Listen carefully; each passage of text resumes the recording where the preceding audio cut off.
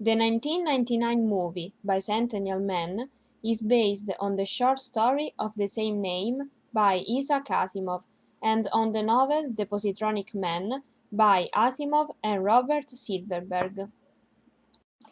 Isaac Asimov was a prolific writer, not only in the science fiction field, but also in mystery fiction and popular science. Indeed, he was interested in writing, physics, astronomy, and biochemistry, in which he earned a doctoral degree in 1948.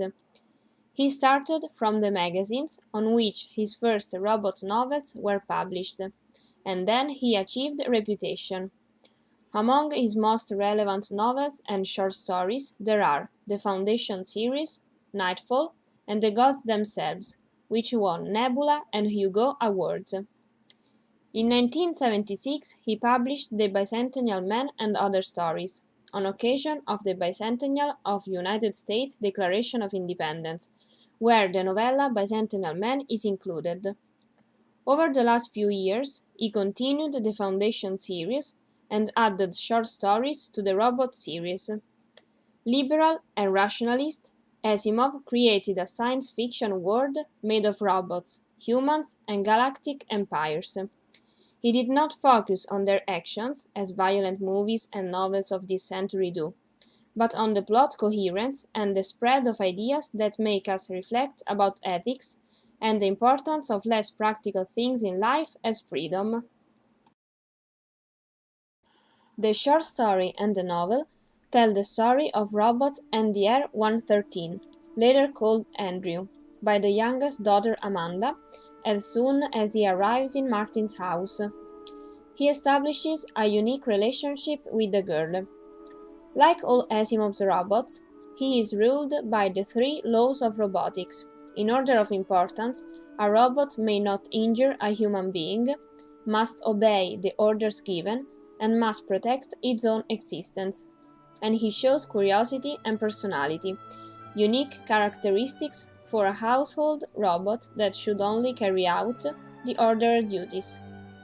Andrew starts to arouse the family's curiosity when he carves out of raw wood a necklace for Amanda with a kitchen knife, creating a wonderful and artistic object. From now on, he carves several objects, pieces of furniture and sculptures, increasingly astonishing for a robot. At first, the Sir, the way Andrew calls the master of the house, Gerald Martin, will give them as gifts, but later he will sell them to give Andrew his work revenues, pushed by his daughter Amanda. Decades go by, and Andrew has a considerable bank account and becomes a free robot following a legal action that shocks all the planet. He starts to wear clothes. He becomes a writer, replaces his robotic body with an android one, and after studying human biology, he designs and produces organic prostheses for his body that can be also used for humans. The Martin family succeeded generation after generation, supporting and helping Andrew to fulfill his dreams. But his last ambition, the most important and the one he always longed for, will be achieved by himself alone. Despite the differences with the novel, the movie Bicentennial Man managed to convey the book's essence, thanks to the skillful performance of Robin Williams playing Andrew. There are unimportant differences, like changes in the characters' names. Gerald Martin becomes Richard Martin. The fact that at the beginning Andrew calls himself One, or a chronological inversion of events. Nonetheless, from the second part up to the end, there are substantial changes regarding plot and themes. Indeed, after achieving his freedom, Andrew leaves to search for NDR robots like him, and after years he finds a female robot whose owner is a robotic engineer who helps him to get a human-like body. It may seem irrelevant, but I think that in the movie the uniqueness of Andrew got lost, because it is he who desires a more human body and makes everything he can to achieve that. However, the main variation between book and movie is the theme of love, since it is completely absent in the first and crucial in the latter, and it will be love itself the main reason that will bring Andrew to make his final choice.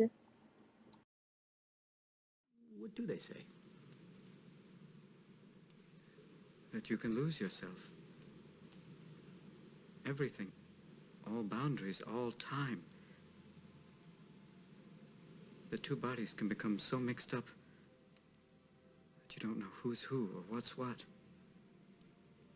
And just when the sweet confusion is so intense you think you're going to die, you kind of do. Leaving you alone in your separate body. But the one you love is still there. That's the miracle. One of the major themes of both novel and movie is technological progress and the fear that derives from it. A future world where humans use robots for the humblest duties they do not want to carry out is described. A society where technology and science are part of the everyday life of humanity, such as our society. As the story shows, there are scientific breakthroughs that are so cutting edge and advanced that we may not be ready to understand them and accept them, thus rejecting them. This because they go against what we have always thought was right, or what we are used to. Asimov portrays in these and other novels how the humans have difficulty in accepting robots in their life. He narrates how the fear of robots is rooted in people, fear that semi-perfect machines, designed to serve humans, may overturn roles and become the owners of human beings, if rights and freedom are granted to them. It is clearly a matter affecting the world we live in today, not only as regards scientific and technological progress, but also human relations. During history, men have always needed to feel superior, both between different races and within the same, and sometimes decades had to pass in order to recognize rights and equality to people considered inferior. Also in this story, Andrew is obliged to fight and to face human irrationality that stops men from going forward and advancing when it comes to innovation. This makes us think about the fact that sometimes what may seem different from us not necessarily has to be negative. In the movie, the almost human emotions and sensations felt by Andrew towards life are largely depicted. His sensitivity to beauty is widely described in the novel too. For instance, it is narrated how Andrew is touched by the sight of a sunset or a landscape. Another major theme is about perfection and imperfection. In the novel, Andrew almost envies the imperfect humans and gets angry when he is told that changing his harmonious body for a human one does not make sense because the one he has is already perfect. But it is not sufficient for him to be a perfect machine. He desires imperfection because human, and although he cannot understand human irrational behaviors, he wishes he was imperfect too. He admires the signs left by time, as when in the novel he goes on the moon and is moved by the imperfections on its surface. In the movie, Andrew is told to do something wrong and follow his heart, because that is how humans do. They make mistakes and make wrong choices because of their imperfection and humanity. In a world where human beings increasingly try to reach physical and mental perfection through technology and science, a robot who wants to do the complete opposite makes us think. It makes us consider that maybe, despite all our flaws, it is thanks to those that we are unique and individual, and not only gears of a machine that, even if perfect, remains a machine. Overall, the novella and the novel were adapted efficiently for the big screen, and although several things were changed, it is surely a successful movie that makes us get touched and excited for this spectacular story, expertly written by Asimov.